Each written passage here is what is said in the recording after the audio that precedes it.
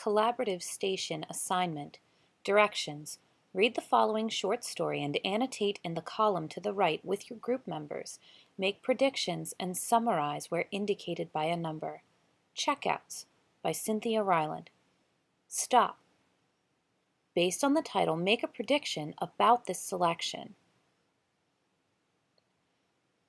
Her parents had moved her to Cincinnati, to a large house with beveled glass windows and several porches, and the history her mother liked to emphasize. "You'll love the house," they said.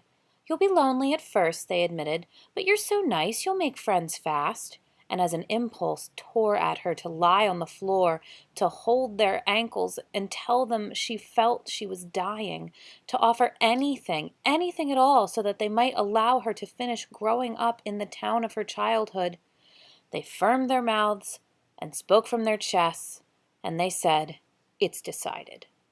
They moved her to Cincinnati, where for a month she spent the greater part of every day in a room full of beveled glass windows, sifting through photographs of the life she'd lived and left behind. But it is difficult work, suffering, and in its own way a kind of art. And finally, she didn't have the energy for it any more. So she emerged from the beautiful house and fell in love with a bag boy at the supermarket. Of course, this didn't happen all at once, just like that. But in the sequence of things, that's exactly the way it happened. Stop. Summarize what you've read. She liked the grocery shop. She loved it in the way some people love to drive long country roads. Because doing it, she could think and relax and wander. Her parents wrote up the list and handed it to her, and off she went without complaint to perform what they regarded as a great sacrifice of her time and a sign that she was indeed a very nice girl. She had never told them how much she loved grocery shopping, only that she was willing to do it. She had an intuition which told her that her parents were not safe for sharing such strong, important facts about herself. Let them think they knew her. Once inside the supermarket, her hands firmly around the handle of the cart, she would lapse into a kind of reverie and wheel toward the produce. Like a Tibetan monk in solitary meditation, she calmed to a point of deep, deep happiness. This feeling came to her, reliably, if strangely, only in the supermarket. Then one day, the bag boy dropped her jar of mayonnaise, and that is how she fell in love. Stop. Make a prediction about what will happen next. He was nervous, first day on the job, and along had come this fascinating girl, standing in the checkout line with the unfocused stare one often sees in young children. Her face turned enough away that he might take several full looks at her as he packed sturdy bags full of food and the goods of modern life.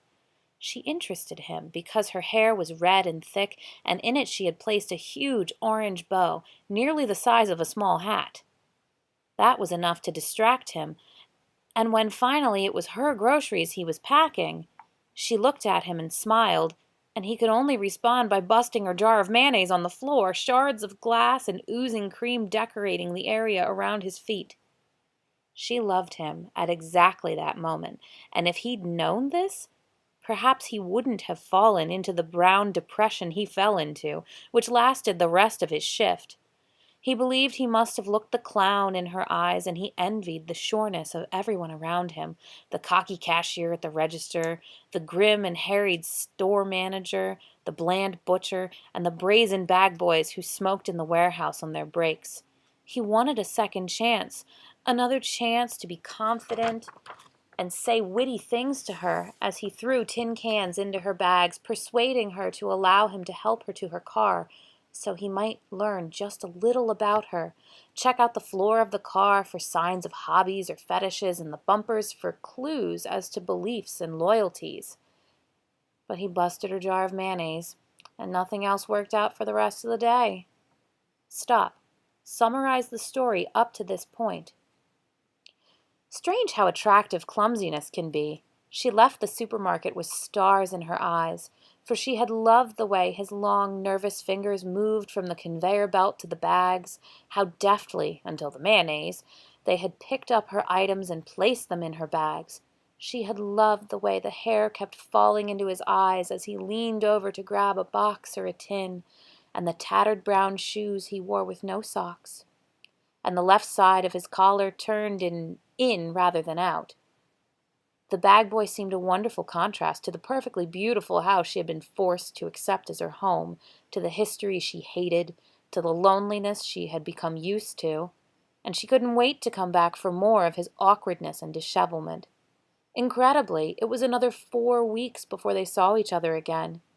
As fate would have it, her visits to the supermarket never coincided with his schedule to bag. Each time she went to the store, her eyes scanned the checkouts at once, her heart in her mouth. And each hour he worked, the bag boy kept one eye on the door, watching for the red-haired girl with the big orange bow. Stop. Predict what will happen between the bag boy and the girl. And when finally they did meet up again, neither offered a clue to the other that he or she had been the object of obsessive thoughts for weeks. She spotted him as soon as she came into the store, but she kept her eyes strictly in front of her as she pulled out a cart and wheeled it toward the produce.